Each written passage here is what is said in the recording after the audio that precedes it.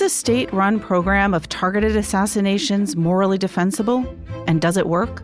Ronen Bergman will be here to talk about his new book, Rise and Kill First. Would a guaranteed income for all Americans solve the problem of inequality? Felix Salmon will join us to talk about Fair Shot, the new book by Chris Hughes. Alexander Alter will give us an update from the publishing world. Plus, we'll talk about what we and the wider world are reading. This is Inside the New York Times Book Review. I'm Pamela Paul.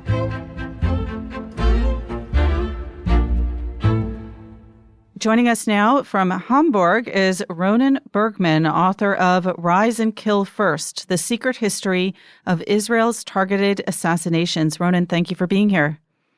Thank you for inviting me. Hi, Pamela. So tell us about the book that you set out to write and how it evolved over time. Well, back in early 2010, following a botched operation of the Mossad assassination attempt in Dubai, Random House asked me to write something about Israeli intelligence. And I was thinking of writing the history of the extensive use of Israeli intelligence agency with the weapon of targeted assassinations. And it evolved in time to be the history of Israeli intelligence. I promised Random House I'm going to deliver the manuscript in early 2012, and it was published in 30th of January 2018. So one of the reasons it took so long was that I decided to disregard everything that was published on the topic and start from scratch. I thought that there were difficulties with the things that were published. They were not referenced, and people were not quoted on the record.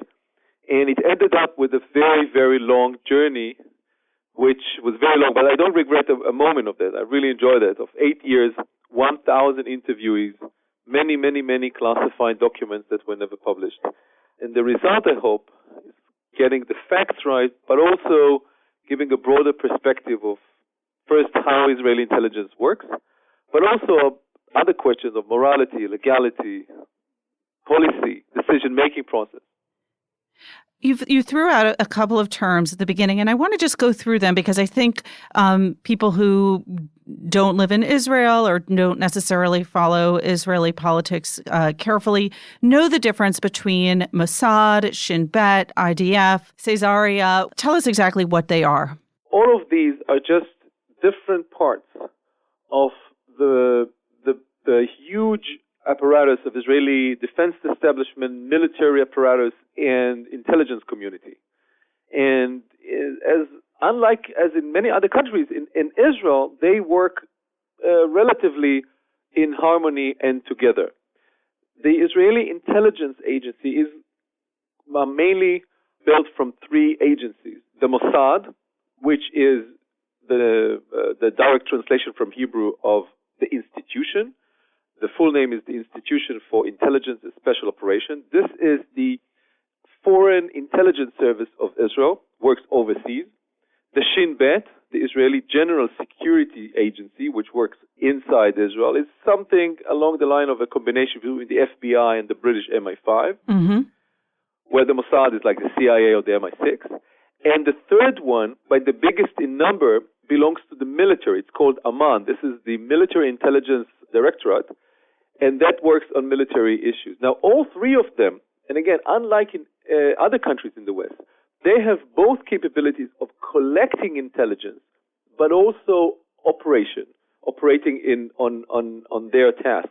So it's not just the accumulation and understanding what the adversary, whether it's an enemy country or an organization or a terrorist entity, but also work way beyond enemy line in order to target, pinpoint installations or people and destroy them. You mentioned the IDF. IDF was called the Israeli Defense Forces. And Caesarea or Caesarea is one city in the north of Israel, but this is also the code name of the Special Operation Division of the Mossad. So this is just one very big unit belong to the Mossad. The IDF and military intelligence, which is part of the IDF, are under the Ministry of Defense, while the Mossad and the Shin Bet are civilian intelligence agencies, and they are under the direct and secret control of the Israeli Prime Minister. How open is Israel about its targeted assassination program? Well, as in many things in Israel, on the institutional level, it is highly secretive. And Israel has not taken official responsibility for many, many of the operations, though its adversaries clearly know who was behind them. Mm-hmm. On a more personal level, as you know, everyone who reads Rise and Kill First, these people talk. Yes. And they speak about that, many of them on the record. And so I would say that individually, people do talk. And as once Bob Woodward quoted one of the chiefs of the CIA, people in many cases say more than you expect them to say. You spoke to 6 Israeli prime ministers for the book. Was it difficult to get them to directly address the issue of targeted assassinations? Yes, but not more than the others. It depends on the case. Netanyahu was involved as a prime minister, was involved in the botched operation in Jordan in September of 1997. And when he spoke with me, he had made an effort to explain why he was okay, and the blame was on the operatives of the Mossad. These operations, all the targeted killing operations, and we're talking about thousands of them during the 70 years of the existence of the state, all had to go through the prime minister at the relevant time. The only one who is authorized to okay a kill in Israel is the prime minister. They even have a special code name for coming to the prime minister to authorize it. It's called negative treatment. And these forums are very unique to Israel because the chief of the relevant intelligence agencies go to speak with the prime minister to authorize it, and usually to the private house of the prime minister in Balfour Street. But he brings with him the intelligence officer, the people who know the details. Some of them are under the age of 30. Some of them are under the age of 25, very, very young.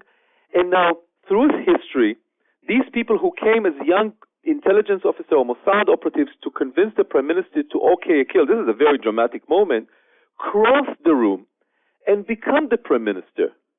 So Yitzhak Shamir was the chief of the Mossad assassination team and later became the prime minister.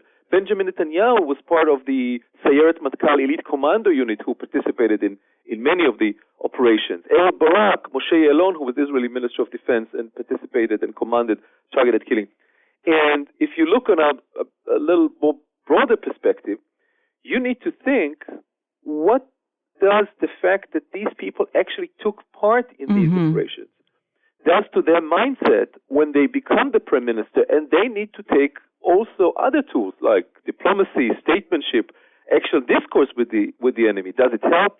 Does it not? I'm not sure that the outcome and the influence is extremely positive. Have targeted assassinations been part of Israel's sort of policy from the very beginning? Yes, because the policy of Israel from the very beginning was that it needs to do whatever it can to prolong the time between all-out war and the next one. Israel cannot sustain long all-out wars. It cannot have all the military recruit on the borders. So Israeli leaders, especially David Ben-Gurion, the most important Jew in the last 1,000 years at least, they wanted to have a very strong intelligence agencies that would bring a sufficient alert of a preemptive strike from the adversary, but also be able to conduct pinpoint operations way beyond enemy lines in order to delay and even maybe prevent the next war. And at the peak of that were targeted killings and assassinations. Do they work?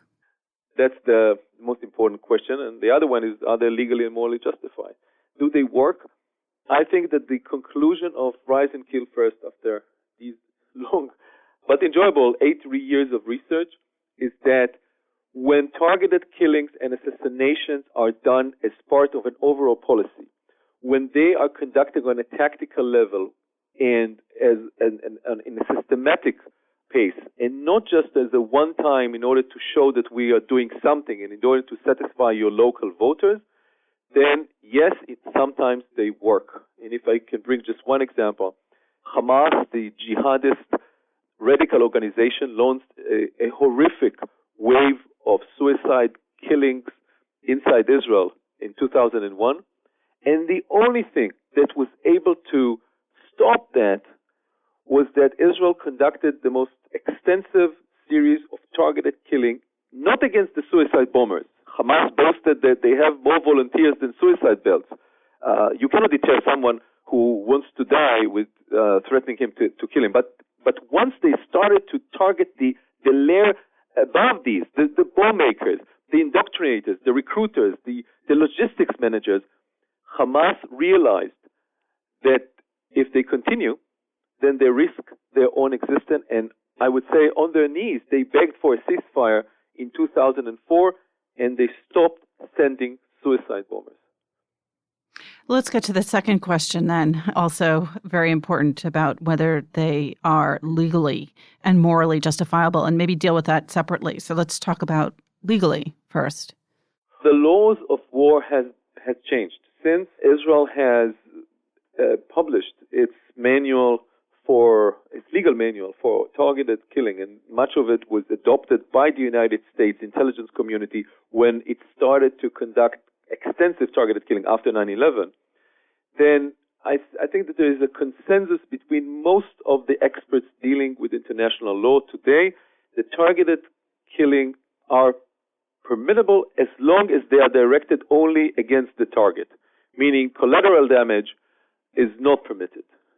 But to kill a terrorist, even if he goes home and sleep in his bed at night, something that you can't do against a soldier in a regular war, but a terrorist, or as he's called by international law, non-legal combatant, can be killed.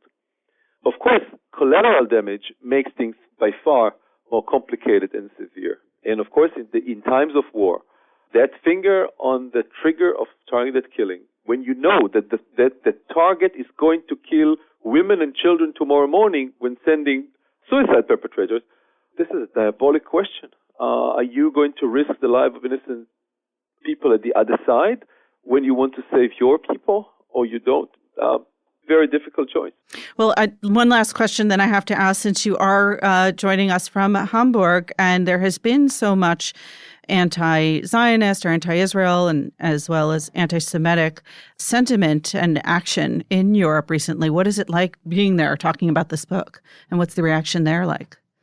I think that Germany, of course, regarding the past, has been extremely friendly towards Israel and towards Israelis, and I've just come from Berlin, which is full with Israelis, and it's one of the most popular cities for tourism for Israelis. So Germany, in that sense, is different. The reactions, however, are. I was fortunate; it was a bestseller of the Spiegel bestselling list, etc. But there's also criticism in Germany because of the past. The use of targeted killing is by far something that is illegal and the most impolitically correct thing that you can think of. And in discussions here, while of course agreeing with some of the criticism, I'm also trying to explain to my local friends and colleagues and audience that Israel is a liberal democracy at the heart of the Middle East, facing extreme threats and therefore using extreme measures to protect itself. And just now in a discussion, one of them said, well, Germany also has enemies.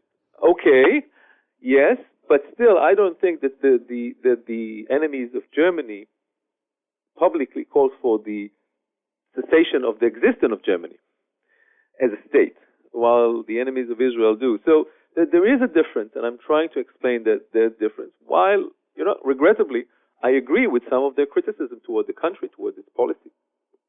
There is one thing I think should be said, that the main problem with the use of targeted killing, I think, except for the collateral damage, which is a great difficulty, and of course, while meeting the families of those people who were in the wrong place in the wrong time, I feel nothing but sadness and agony. But besides that, I think that the story of Israeli intelligence is a story of success, which has, at the end of that, also a problem evolving from that success.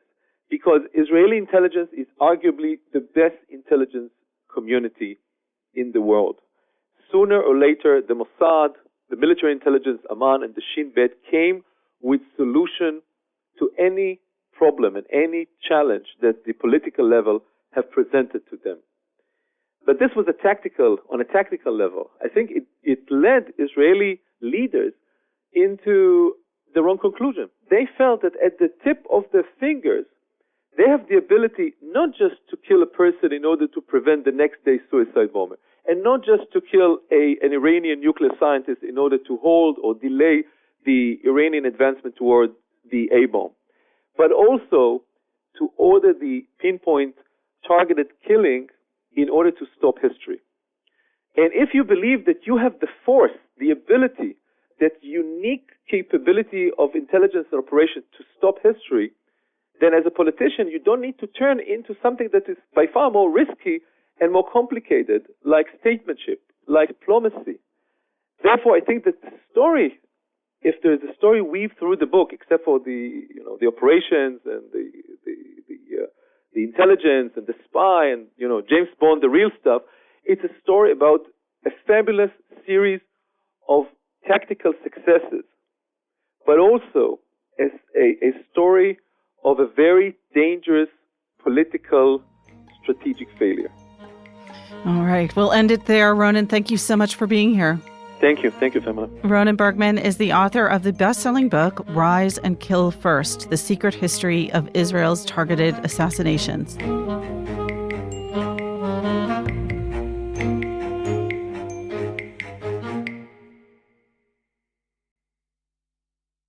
Felix Salmon joins us now. He reviews a new book by Chris Hughes called Fair Shot, Rethinking Inequality and How We Learn. Felix, thanks for being here. Pleasure. All right, let's start with, for those who don't know, it's a little bit of a generic name, Chris Hughes. Who is Chris Hughes? Chris Hughes was the co-founder of Facebook. He was Mark Zuckerberg's roommate at Harvard, and then he was one of the first 3 or 4 people to sign on to this new social network, which wound up taking over the planet. He was known as the empath. He was the non-techie co-founder. He was like the communications guy. Okay, I was going to ask, what did he do, and how long was he with Facebook? He was only with Facebook for about 3 years. He kind of disappeared off to work on Barack Obama's presidential campaign. Mm-hmm. But that was enough that he became a billionaire, basically.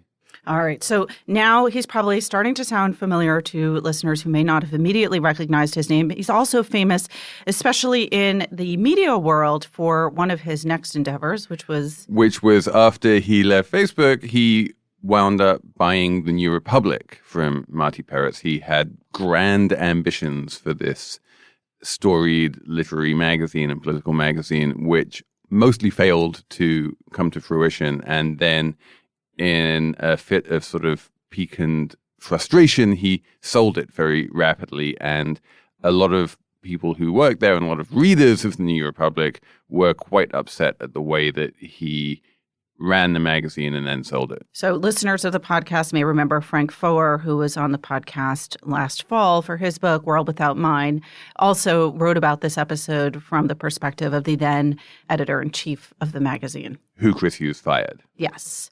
Okay, so Chris Hughes then sells The New Republic, and then this is his next project, writing this book? Right. As he's working at the New Republic, he's also getting interested in philanthropy in a way that, young billionaires tend to do.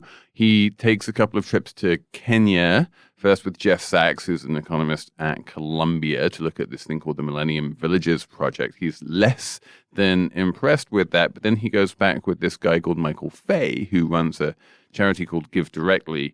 And what Michael does is he just gives money directly to the very poorest of the poor people earning less than $1 a day. And that turns out to be incredibly effective. And so Chris then starts to wonder whether the same principle could apply to the poor in the United States. And he starts up this institution called the Economic Security Project and writes this book, which is basically a policy proposal saying, why don't we do something along the lines of, but not exactly the same as, a universal basic income in the United States? Okay, so what is Chris Hughes' proposal, and how does it differ exactly from universal basic income and other similar programs and policy ideas? So universal basic income is very simple. It's what it says on the tin. You give every single person in the country $1,000 a month, or however much, you pick your number, and then everyone gets it, whether you are unemployed or whether you're Bill Gates. And is this the policy anywhere in the world? Nowhere has this policy, but I guess one place comes close, which is Alaska. Alaska sends the same dividend every year to every single citizen. It's not like it's not based on your income. You can make nothing or you can make millions and you still get the same dividend check every year. Alaska, of course, has no income tax because it has so much oil revenue, and it shares that oil revenue with its citizens every year. How much does it give to each citizen? I believe it's normally low single digit thousands. It changes from year to year, but I'm going to say it's like $3,000, $4,000, $5,000 a year. And has it worked in Alaska?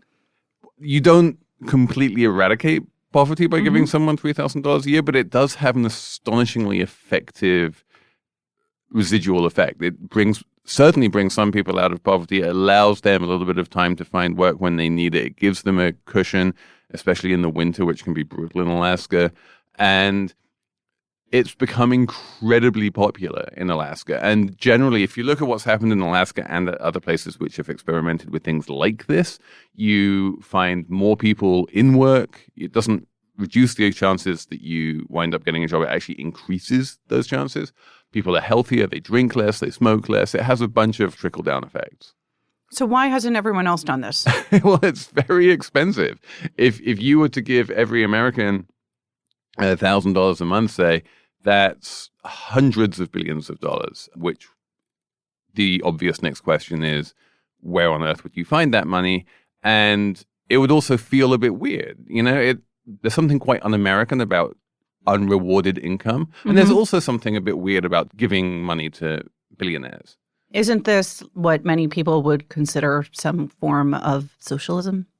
Oh, well, certainly. I would say that the people who are in favor of universal income tend to come from one of two areas. One is absolutely the socialist left, who think that it's just a very fair way of distributing money. And it is. I mean, it's hard to come up with something fairer than just everyone gets exactly the same amount.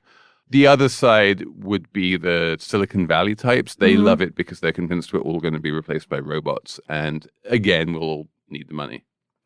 So there's this kind of, I guess, redistribution of income. What is Hughes proposing, and how does it differ from that?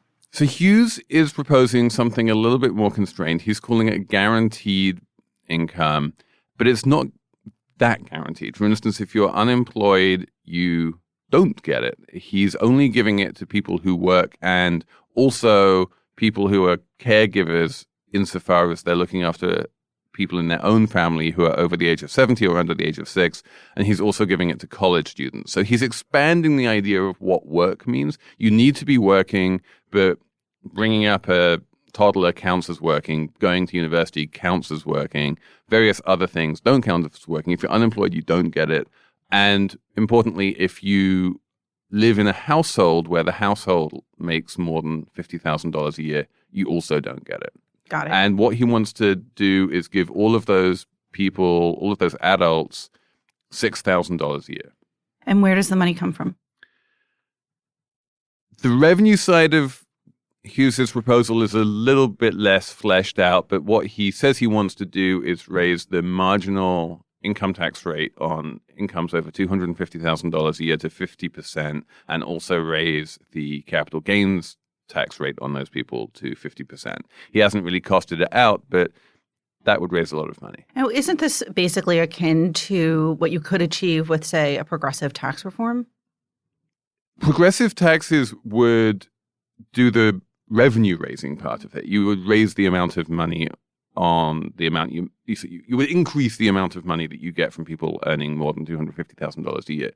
The problem is that very poor people and poor households don't pay much in the way of taxes already. So even if you reduce their taxes to zero, you don't really benefit those people that much. So what this does is it goes one step further and it says, rather than just not taxing those households, we want to give them $6,000 a year per adult. So what do you think?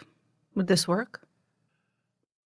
I think it would have a positive effect. There would be some weird artifacts surrounding the way that Hughes has designed it, and specifically the way that he's excluding the unemployed. And that seems weird to me because you'd think those are the people who need it most. So that doesn't make a huge amount of sense to me.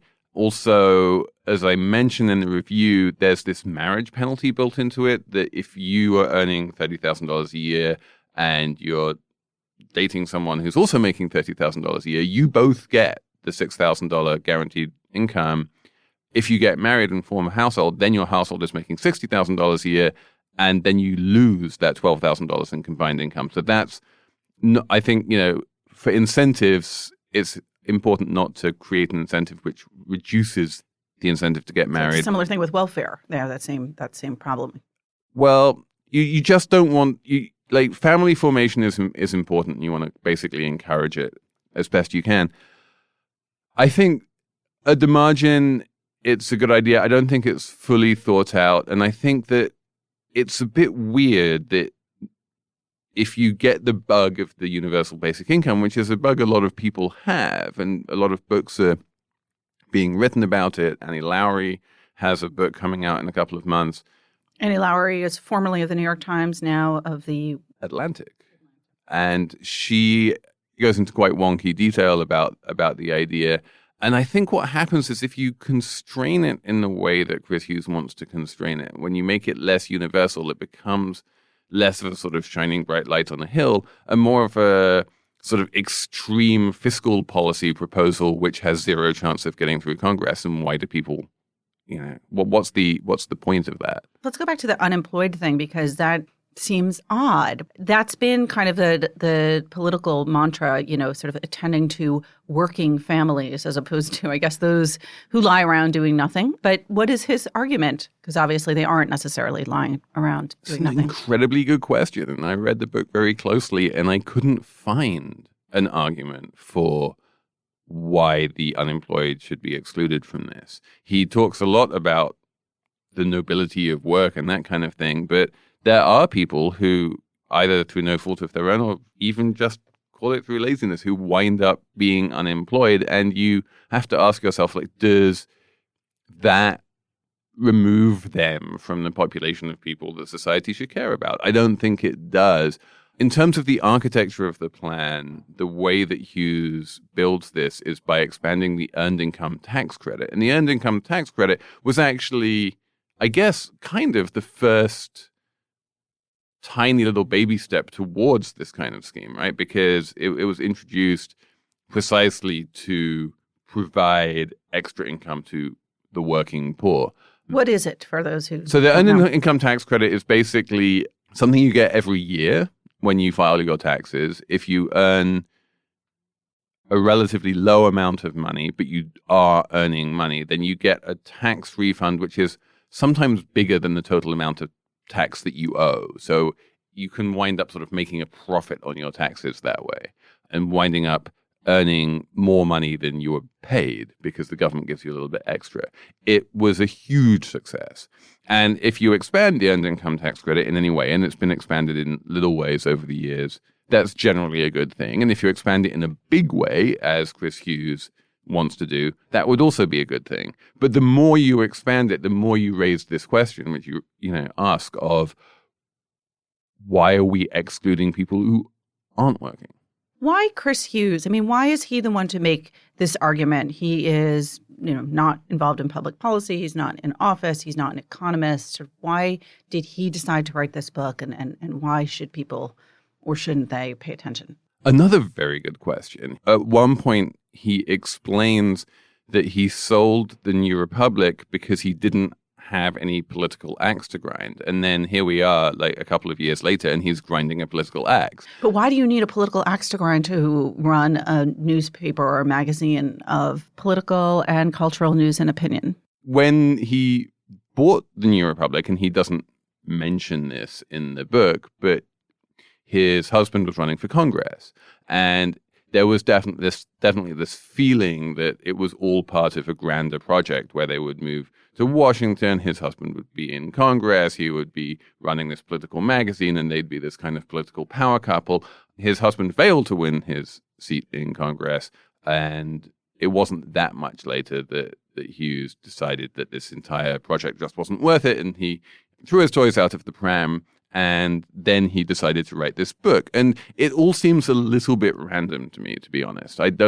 He tries to tie it all together in the book to some extent. He's like, well, the reason why I'm only doing this guaranteed income and I'm doing this relatively modest expansion of the earned income tax credit rather than going for the universal basic income is something, the New Republic. And it's not entirely convincing, to be honest. So your review of this book and your take on it is not entirely positive. Is it a problem of the messenger not being the right person for this message? Is it a problem with the message? Is it a combination of both? It is a combination of both. As you say, I am not entirely sure why Chris Hughes is the right person, is the right messenger, beyond the obvious kind of I'm rich and I think that I have too much money message, which we've heard from a few different people over the years. He's not the world's most natural policy wonk, although he does have this nonprofit now where he surrounded himself with policy wonks, and so there's a lot of footnotes. But ultimately, the only reason that anyone's talking about this proposal at all is that it's coming from a billionaire. And that if anyone else had woken up one morning and said, we should expand the earned income tax credit and not give money to unemployed people and do this and that, everyone would sort of look at them and smile and say, yeah, really good, and move on. But instead, because it's Chris Hughes and because he has this history with Facebook and because he's put the words co-founder of Facebook on the front cover of the book and because he has enough money to be able to promote it on Facebook and in various other places to try and get a lot of copies sold, he's managed to just sort of buy his way into the national conversation. Right. It seems like there's a kind of inherent hypocrisy in saying, I got this money, this huge amount of money that sort of I didn't necessarily deserve to get. It shouldn't be this way. And yet, because I have this money, you should listen to what I have to say. Exactly, yes. One final question. Let's say, though, that no matter who's putting forth this message, it seems like, as you said earlier, the idea in general of some kind of guaranteed basic income seems to be a good one. Does it have any chance of being enacted in this country?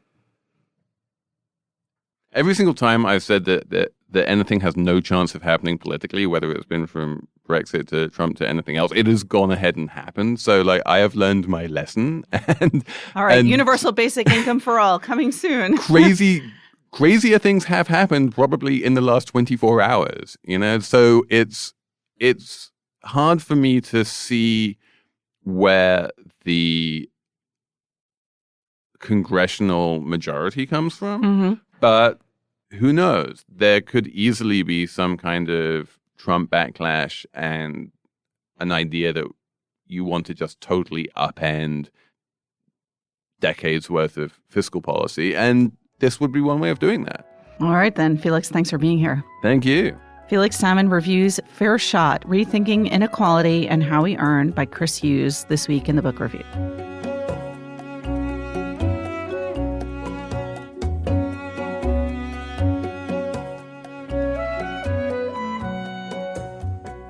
Alexandra Alter joins us now with some news from the publishing world. Hi, Alexandra. Hi, Pamela. So what is going on? So there was an interesting announcement this week from Farrar, Straus & Giroux, which is one of the country's top literary publishing houses. They are bringing in a new publisher, Mitzi Angel, who is currently the publisher of Faber & Faber in London. And it's interesting to see Jonathan Galassi kind of passing the torch. He's obviously one of the most respected editors in the business and has been around for a long time. How long has he been the publisher? He has been the publisher of FSG for nearly 20 years, and he took over directly from Roger Strauss, the founder of the company, who founded Wow. it. So there's only been two publishers? Yes, two publishers. I mean, this is one of the interesting things about this company. Even though it's part of a larger corporation, it's part of Macmillan, it really has kind of an independent streak, and the books they publish and their whole business operation has been very closely aligned with kind of the publisher himself, in this case, Galassi, and previously Strauss. And so, you know, Galassi is one of those kind of old school publishers who really still edits. He likes working with writers. He's worked with Jeffrey Eugenides, Jonathan Franzen, Marilyn Robinson. I mean, really incredible, some of the most respected and celebrated authors at work today. So he's also a poet himself. And he's himself a poet and a novelist. He wrote this recently. He published his debut novel, which is kind of a satire of the publishing industry. So I spoke to him yesterday about the decision, and he'll still be president of the company. He'll be closely involved in what they're doing, but he's really handing over the reins to Mitzi Angel to direct their publishing operation and their marketing operation. And he said he felt like in order to keep the company's character and survive and continue what they're doing, it was time for a generational change. So FSG is part of Macmillan, which is part of Holtzbrink, correct? That's right, yeah. So who picks the next publisher? Is it Jonathan Galassi himself? I would imagine he had a strong hand in it. And Mitzi Angel used to work at FSG. She was there for 7 years before she went to Faber. And so I think she is very much steeped in the company's sensibility. When she was at FSG, she was the editor for some really incredible novels. She worked with Rachel Cusk, Ben Lerner, Donald Antrim. And what Jonathan Galassi told me he really appreciated about her was that she has an independent sensibility and that he thinks she's going to be finding kind of these cutting edge next generation breakout novelists, and that's what he feels like the company really needs right now. Is that what the publisher generally does in most houses, sort of looking for talent, or are they sort of more managing and running the shop? My sense is that FSG is somewhat unusual in that the publisher is very closely curating the titles, or at least Jonathan Galassi has been, and he will continue, he said, to acquire and hand edit some books still. I think at other houses, the publisher is kind of overseeing the business operation, and they might sign off on big acquisitions and weigh in on big marketing plans, but they're probably not as closely involved in the editorial process as they are at FSG. Was this anticipated? Did people think, Galassi's going to retire, or is this kind of a shock? I mean, he's not retiring, obviously. He's still president. I was somewhat surprised to hear the news, to be honest. He's always seemed to be very engaged and excited still. Of course, I think he's doing a lot more writing now than he was before, perhaps, and putting more into that. And, he's 68 years old, so he really did talk about sort of a generational shift at the company. So recently, we've also seen two new publishers rise to the top of their organizations. Jonathan Burnham at HarperCollins coming to the top position after having been the publisher of Harper, and then Jonathan Karp recently ascending to the top of Simon & Schuster. So it kind of feels like this, I don't know, like a generational shift is happening. Yes, I think it's a moment when publishing companies are looking, to bring in the next generation of leaders and new ideas if they can, but they're also choosing from their ranks and looking for people that understand the sensibility of the companies who have been sort of involved there. So I'll be very curious to see what Mitzi Angel ends up choosing, what authors she acquires. She said she's really looking for younger emerging writers, and she's had an eye for that for a while. And it'll be interesting to see, too, how she kind of positions the company at this time when the industry is really changing quite a bit and quite rapidly. I mean, we've been through the ebook wave. There's a massive audiobook wave happening right now. And FSG, although it's, I think its reputation as this kind of old school, high-quality literary fiction, poetry, serious nonfiction type of publisher, they have been pretty experimental in recent years. They've launched a couple of new imprints. One is FSG Originals, and they did a lot of digital-first projects, including one interactive app that was published both as a hardcover and as an interactive digital app. More recently, they launched an imprint, MCD FSG, which is run by Sean McDonald, and that's kind of this laboratory for boundary-pushing fiction. So they are trying new things, and they're trying to reach younger readers and reach people on their cell phones. And it'll be interesting to see how Mitzi Angel kind of ties that into the company's overall mission. All right. Well, congratulations to Mitzi. Thanks, Alexander. Thanks, Pamela.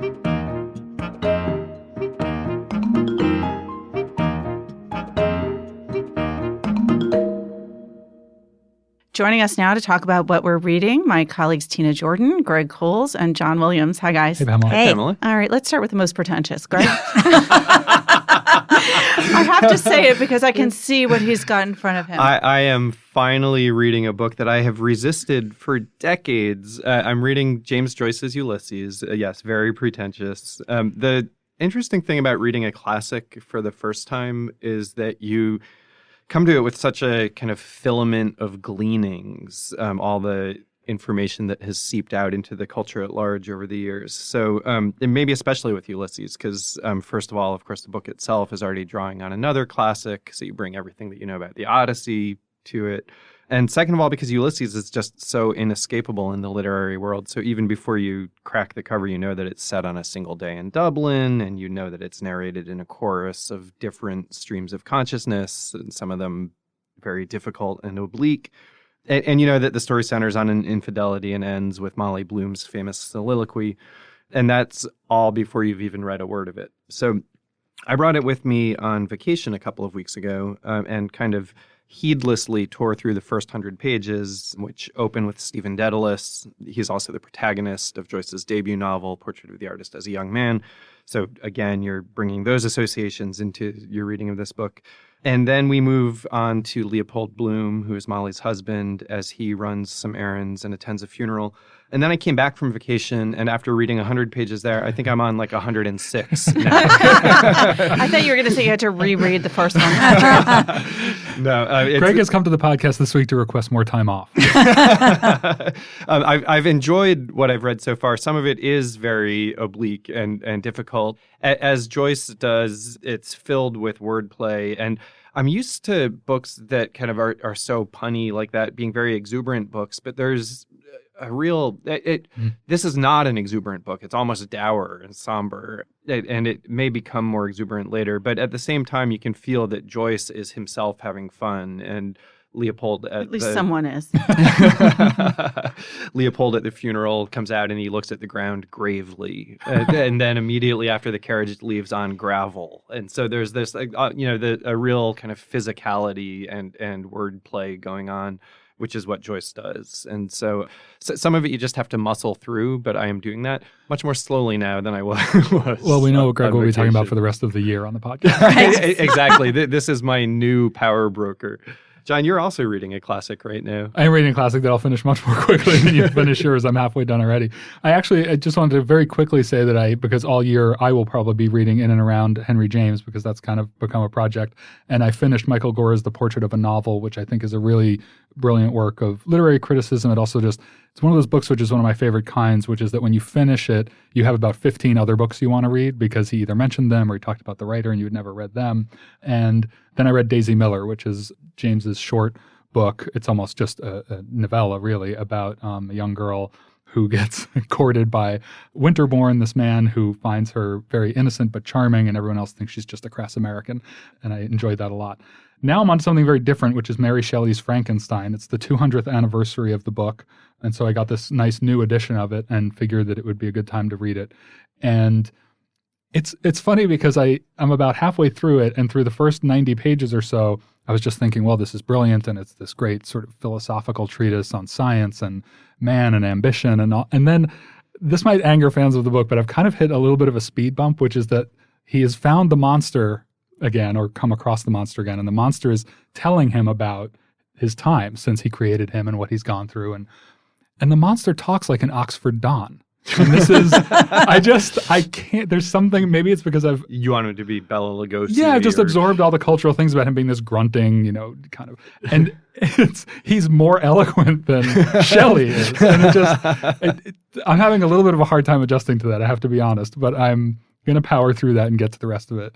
It is a really great tale in the sense that it's like you're around a campfire. You really want to learn what happens next. And the voice of the book. It is really interesting when you when you come to a book with all of those pop culture references and associations, and then the book itself is actually quite different. Yeah, and in the first third of the book, I kind of liked that disjointedness because unlike movies and cartoons and things about Frankenstein, the first third of the book is really just about natural philosophy, and it's the thriller tone of it comes from wondering what happened, because there's this foreboding tone to the whole thing. But his actual interests, the scientist's interests and what he's talking about, are very intellectual and kind of abstract. But he has green skin, right?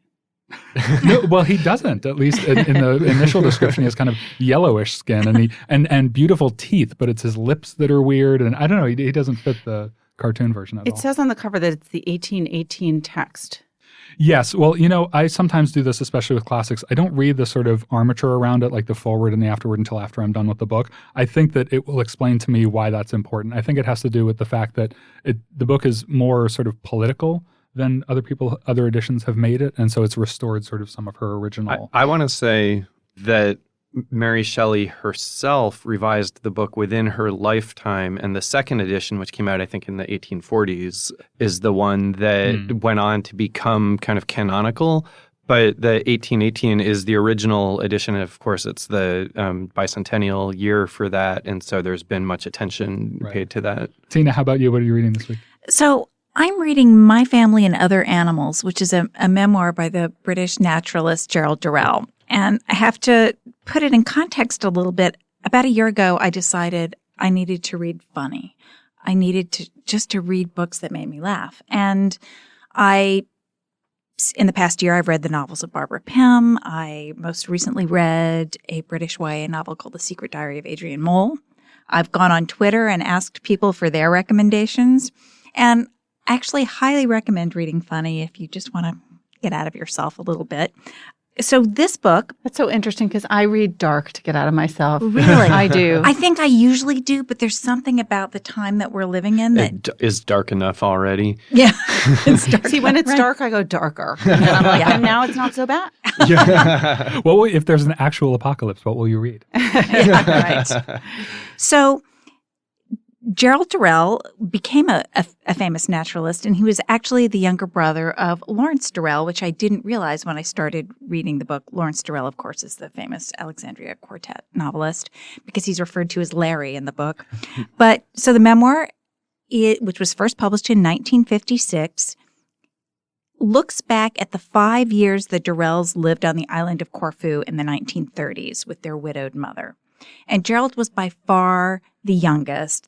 Larry Durrell is clearly in his 20s, and there's two other siblings. And he's already obsessed with animals, with the fauna of the island, and collecting eels, which are swimming in the bathtub. There's spiders, snakes, whatever. He drives his family crazy. It's so funny that I actually find myself laughing out loud on the train, which is... Not insanity. Yes. And I actually, when I was looking this morning, I found this quote from Lawrence Durrell after the book was published, and he said, "This is a very wicked, very funny, and I'm afraid rather truthful book. The best argument I know for keeping 13-year-olds at boarding school and not letting them hang around the house listening in on adult conversations." And there is a fair amount of that, I have to say. I also, when I started to do a little research this morning, discovered published in 1956, and it's never gone out of print, which is kind of remarkable. And somebody told me that it's been made into an ITV or BBC production called The Durrells, which I guess was on last year, which totally passed me by. Wow. Still going strong. Still going last year. So still going strong. But highly recommend just for a glimpse of like life in the 30s on this idyllic Greek island. Life in a crazy family full of decidedly oddball characters. Sounds like a lot of mischief too, which is fun. It's a lot of mischief. It's just a thoroughly delightful and charming book. So, what incredibly dark thing are you reading, Pamela? You know, I'm not reading anything too dark right now. Actually, I'm also reading a classic, which I've just started, so I won't talk about it too much until our next episode. But since you mentioned like not reading the architecture around the classics, I'm similar. I mean, I used to very diligently, sort of in a kind of collegiate mode, feel like I needed to read the entire book from beginning to end. But in the recent classic that I picked up, which is Wilkie Collins's The Moonstone, I was very grateful at the beginning of the introduction. There was a note that said, "This contains plot spoilers," which, you know, they never do. Why don't they do that more often? Because that's what really stopped me from reading those things. But to make those who are not reading classics feel a little bit better, I will confess that what I just finished was a celebrity memoir. But it's a very uncelebrity-like celebrity memoir, Alan Cumming's memoir, Not My Father's Son, which has, a little bit of hint of glamour here and there because he is Alan Cumming. And I am a super fan of, especially his appearance in Cabaret, but also his actual cabaret singing. And I've seen him perform here in New York. And I'm actually seeing him this summer up in the Berkshires. So I was curious to read this book, which my cousin had just finished. And when he was approached by an agent to write a memoir, he said that he didn't want to write a typical, this is how I became so famous and glamorous kind of thing, but instead wanted to write about his family. So he starts it off with the fact that he was scheduled to go on this BBC program called, I think, Who Do You Think You Are? One of these genealogy shows. And what he was trying to find out was more about his maternal grandfather, who had died when his mother was quite young. And they knew that he had been in the war, but didn't really know that much else about him. And when he was about to go on this show, his father, from whom he was estranged for, I think, 16 years, reached out to his brother to give an important message to Alan Cumming that he had to talk to him before he went on this show. And what his father tells him is, in the title of the book, that you are not my son. And as in, he is actually not his biological father. And Alan had been really emotionally and physically abused by his father growing up. So this was really shocking, but interesting and in a way exciting news that this person who'd been so terrible to him maybe wasn't related to him at all. So it's kind of these twin narratives that are all tied to this TV show, this discovery of who his maternal grandfather was alongside his discovery that seemingly he is not his father's son, and his efforts to figure out, well, then whose son is he, and why is he only finding this out now? I think he's in his 40s at the time of the book. So that's what I just read. That's fascinating. It's a different side of Alan Cumming, and definitely a different kind and of a little bit celebrity dark memoir. too. Yeah. Yes, it was dark enough. Thank you. All right, thanks, guys. Thanks, Sure. Pamela. Remember, there's more at nytimes.com/books, and you can always write to us at books@nytimes.com. Inside the New York Times Book Review is produced by Pedro Rosado from Headstepper Media. Thanks for listening. For the New York Times, I'm Pamela Paul.